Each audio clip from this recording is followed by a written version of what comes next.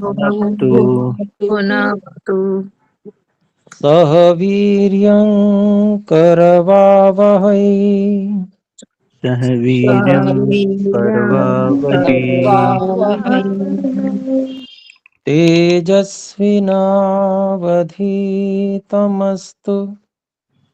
तेजस्विनावधीतमस्तु तेजस्विनावधीतमस्तु मा विद्विषावहै मा मा विद्विषावहै विद्विषावहै। ॐ शान्तिः शान्तिः शान्तिः ॐ ॐ शान्तिः शान्ति शान्तिः शान्ति शान्तिः। शान्तिः। ओम आज के दिन हम श्रीमद् वाल्मीकि रामायण इस पुस्तक का स्वाध्याय करते हैं और इस पुस्तक के 47वें सर्ग के 20 श्लोकों को हम पढ़ चुके हैं और इसमें जो प्रकरण चल रहा है वो माता कौशल्या जी और महाराज दशरथ जी के बीच का संवाद है। इसमें माता कौशल्या जी के द्वारा महाराजा दशरथ को उलाहना दिया जाना, फिर दशरथ जी के द्वारा समझाया जाना और फिर माता कौशल्या को अपनी भूल का अनुभव होकर और क्षमा याचना इत्यादि ये सब बातें हुई हैं। और फिर माता कौशल्या और भी बातें कह रही हैं। तो इसी संदर्भ में 21वें श्लोक को आज हम आरंभ करते हैं। वनवासाय रामस्य पंचरात्रोऽद्य गण्यते यह शोकहत हर्षाय पंचवर्षोपमो मम। तो माता कौशल्या कह रही हैं, इसमें शब्दों को अलग अलग देखें। वनवासाय रामस्य पंच रात्रः अद्य गण्यते यह शोक हत हर्षायाः पंच वर्ष उपमः मम। तो इसका अन्वय इस प्रकार से, अद्य रामस्य वनवासाय पंचरात्रः गण्यते यह मम शोक हत हर्षायाः पंच वर्ष उपमः। तो माता कौशल्या कहती हैं कि आज श्री राम जी के वनवास के लिए 5वीं रात्रि गिनी जा रही है। पंचरात्र 5 रात्रियां गिनी जा चुकी हैं। यह फिर आगे कहते हैं, जो मेरे लिए मम, जो मुझको या मेरे, यानी कि जो शोक से दुख से भरी हुई और हत हर्षाय अर्थात जिसने मेरे सारी प्रसन्नता को नष्ट कर दिया, ऐसे यह समय जो ऐसा है यह मेरे लिए 5 वर्ष उपमः, 5 रात्रियों का समय 5 वर्षों के समान है। ये मेरे लिए जैसे 5 वर्ष हो गए हों।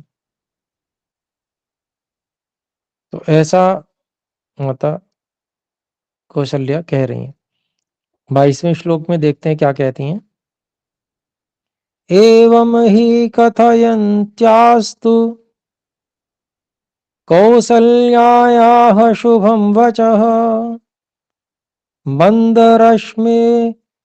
मंदरश्मिरभूत् सूर्यो रजनी चाभ्यवर्तत।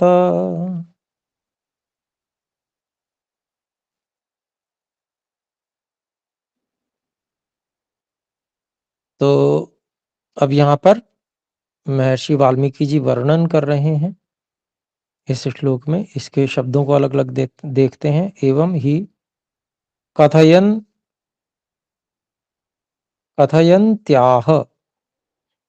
कथयन्त्याह तु कौसल्यायाः शुभं वचः मंद रश्मिः अभूत सूर्यः रजनी च अभि अवर्तत। और इसका अन्वय ऐसे करते हैं, कौसल्यायाः एवं ही कथयन्त्याः तु शुभं वचः सूर्यः मंद रश्मिः अभूत रजनी च अभ्यवर्तत। तो बता रहे हैं महर्षि वाल्मीकि जी, माता कौशल्या जी के इस प्रकार से कहते हुए तो जो उनकी शुभ वाणी है, शुभ वचन इस प्रकार के कहते हुए तो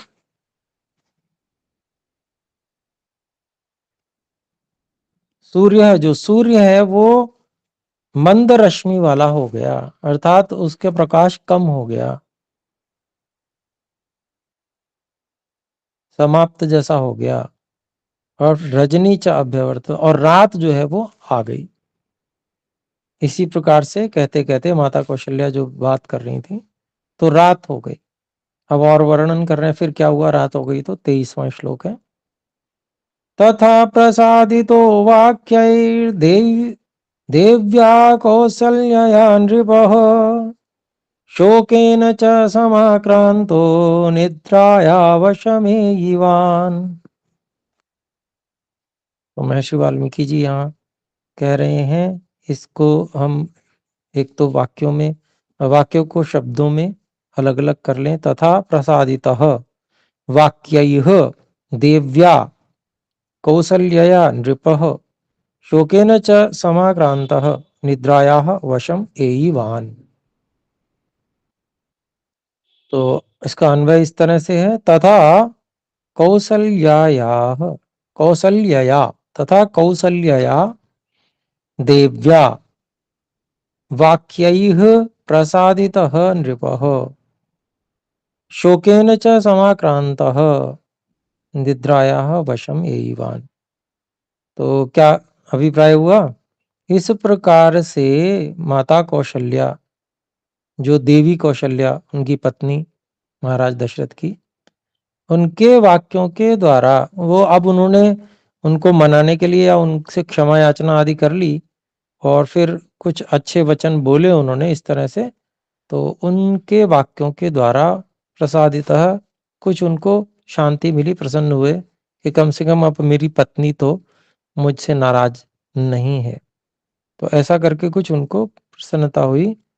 और शोकेन च समाक्रांतः, और श्री राम जी के वियोग वाले शोक से बहुत अधिक युक्त होकर वे निद्रा के वश में चले गए, अर्थात उनको नींद आ गई महाराज दशरथ को।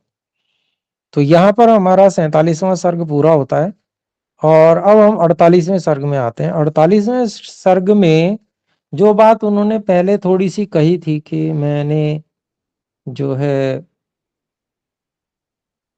इस प्रकार का कोई दुष्कर्म किया है शब्द वेदी बाण के द्वारा, तो उसी का विषय यहाँ पर अब रात्रि में उनको पूरा याद आ जाता है। तो 48वें सर्ग में वही पूरा जो कार्य हुआ था, जो कि उनके द्वारा दुष्कर्म कर दिया गया था, उसके बारे में अब बता रहे हैं वो महाराजा दशरथ रात्रि में, आधी रात्रि में। तो ये है 48वें सर्ग का पहला श्लोक। स राजा रजनीं षष्ठीं रामे प्रव्राजिते वनम् अर्धरात्रे दशरथः संस्मरन् दुष्कृतं कृतम्। तो यहाँ पर वर्णन कर रहे हैं महर्षि वाल्मीकि जी। कहते हैं एक एक शब्द अलग अलग देखेंगे। स राजा रजनीम षष्ठीम रामे प्रव्राजिते वनम अर्धरात्रे दशरथः संस्मरन् दुष्कृतम कृतम। और अब अन्वय इसका, रामे वनम प्रव्राजिते षष्ठीम रजनीम स राजा षष्ठीम रजनीम अर्धरात्रे स राजा दशरथः कृतम दुष्कृतम संस्मरण। अभिप्राय हुआ कि श्री राम जी के वन चले जाने पर छठी रात्रि के आधी रात में, षष्ठीम रात्रि अर्धरात्रि, स राजा दशरथ, उन राजा दशरथ जी ने अपने किए हुए बुरे कर्म को दुष्कृतम संस्मरण संस्मृत, उन्होंने स्मरण करने लगे या उनको स्मरण आ गया। दूसरा श्लोक है, स राजा पुत्र शोकार्तः स्मृत्वा दुष्कृतमात्मनः कौसल्यां पुत्र शोकार्तामिदं वचनमब्रवीत्। तो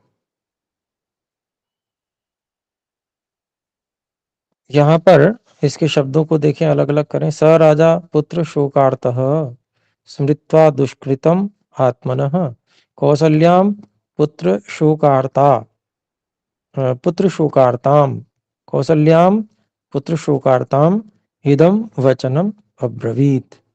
तो इसका अन्वय इस तरह से करते हैं, स पुत्र शोकार्तः राजा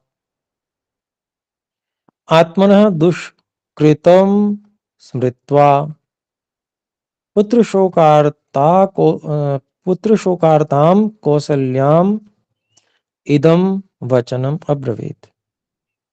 तो वर्णन कर रहे हैं महर्षि वाल्मीकि जी की, जो पुत्र के वियोग के शोक से बहुत अधिक दुखी राजा थे, उन राजा ने अपने बुरे किए हुए कर्म को स्मरण करके पुत्र के शोक से जो बहुत दुखी ऐसी माता कौशल्या को यह वचन कहा। क्या वचन कहा वो अब तीसरे श्लोक में देखते हैं। यदाचरति कल्याणी शुभम वा यदि वा शुभम तदेव लभते भद्रे कर्ता कर्मजमात्मनः।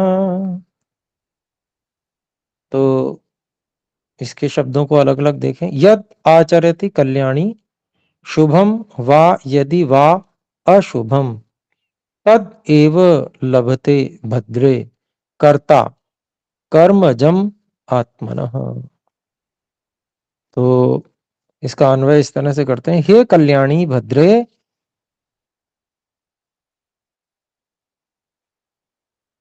कर्ता शुभम वा यदि वा अशुभम यद आचरति तद एव आत्मनः कर्मजम लभते। तो कहते हैं कि भाई हे कौशल्या जी, हे कल्याणी, हे भद्रे,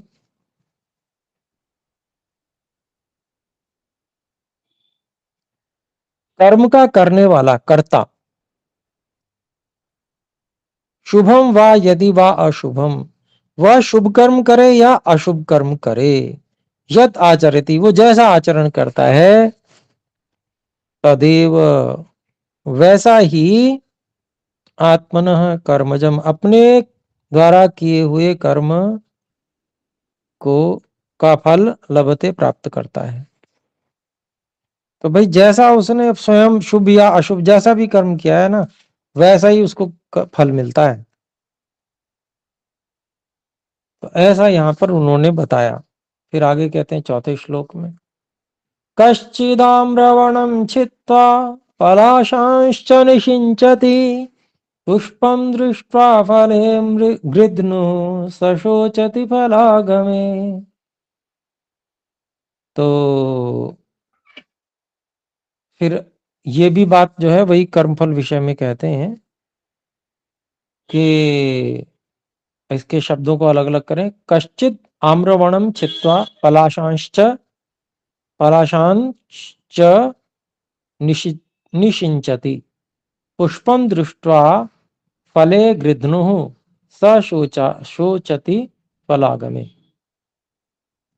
तो कहते हैं, देखिए इसके अन्वय इस तरह से करते हैं, कश्चित पुष्पम दृष्ट्वा फलम गृध्नुः आम्रवणं छित्त्वा पलाशान् च निषिञ्चति स फलागमे शोचति। तो कहते हैं, देखिए कि कोई व्यक्ति यदि पलाश पर लगे हुए सुंदर फूलों को देखकर फले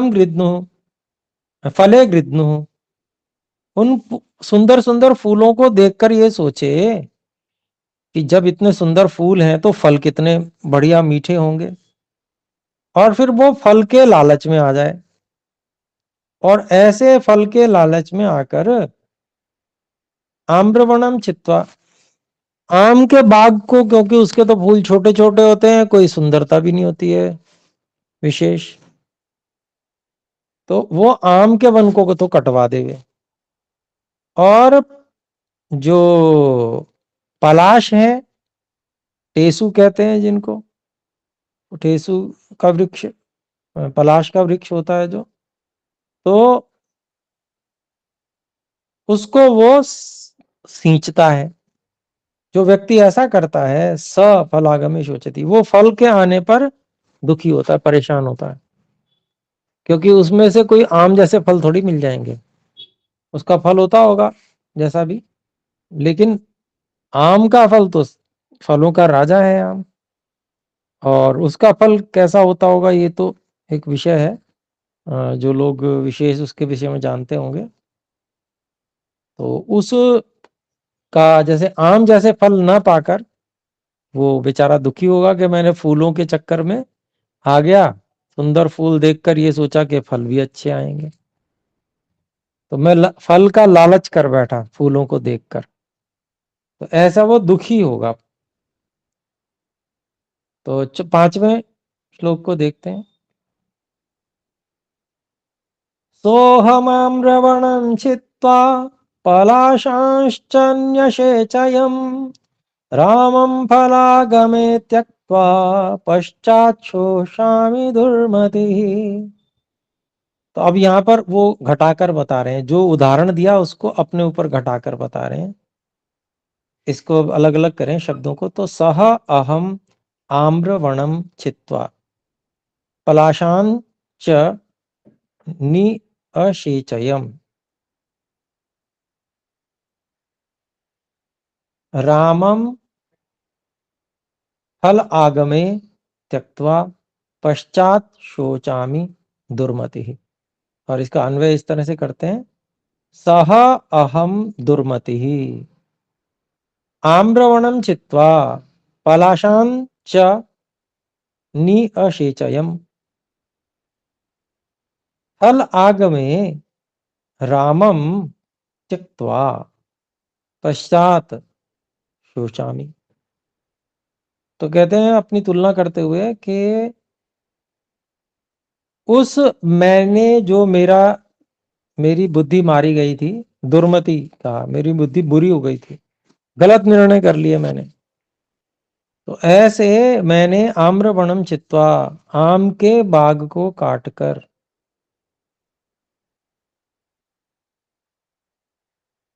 पलाशान और पलाशों को मैंने सींच दिया। अब इसका तुलना कैसे करेंगे, तो जो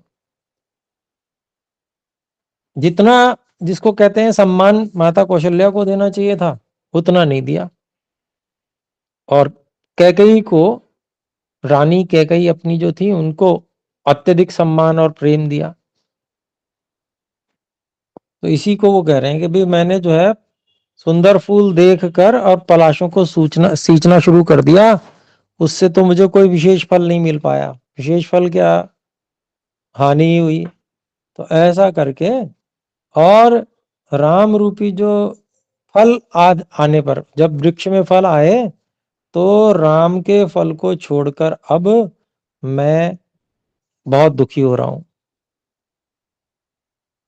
तो वो किया हुआ कर्म ही था कि वचन दे दिया था, पहले सहयोग लिया कैकेयी से, उनको अधिक सम्मान अधिक प्रेम दिया, और सहयोग लिया, सहयोग लेके उनके सहयोग के बदले में वचन दिया, और वचन देकर अब पश्चाताप कर रहे हैं राम को छोड़ने के बाद में। तो छठे श्लोक को देखते हैं।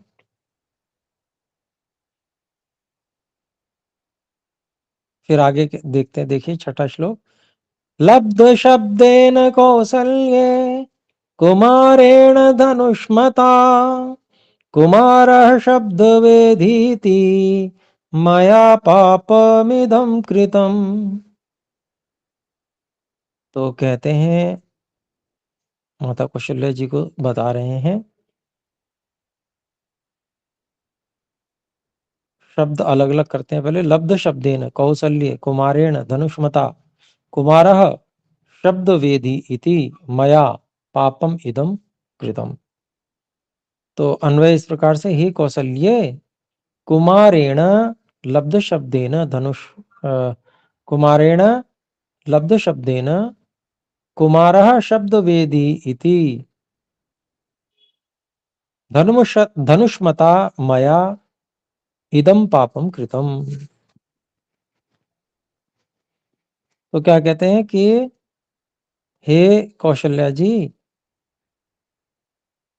कुमारेण अर्थात अपनी कुमारावस्था के द्वारा, जब अर्थात मैं जब कुमार था, अर्थात मैं बालक था, तो लब्ध शब्देन, और मैं ऐसा कुमार था जो शब्द के आधार पर बाण चला सकता था। अर्थात शब्द को मैं इतना अच्छे से पहचानता था कि मैं उसके आधार पर जो है निशाना लगा सकता था।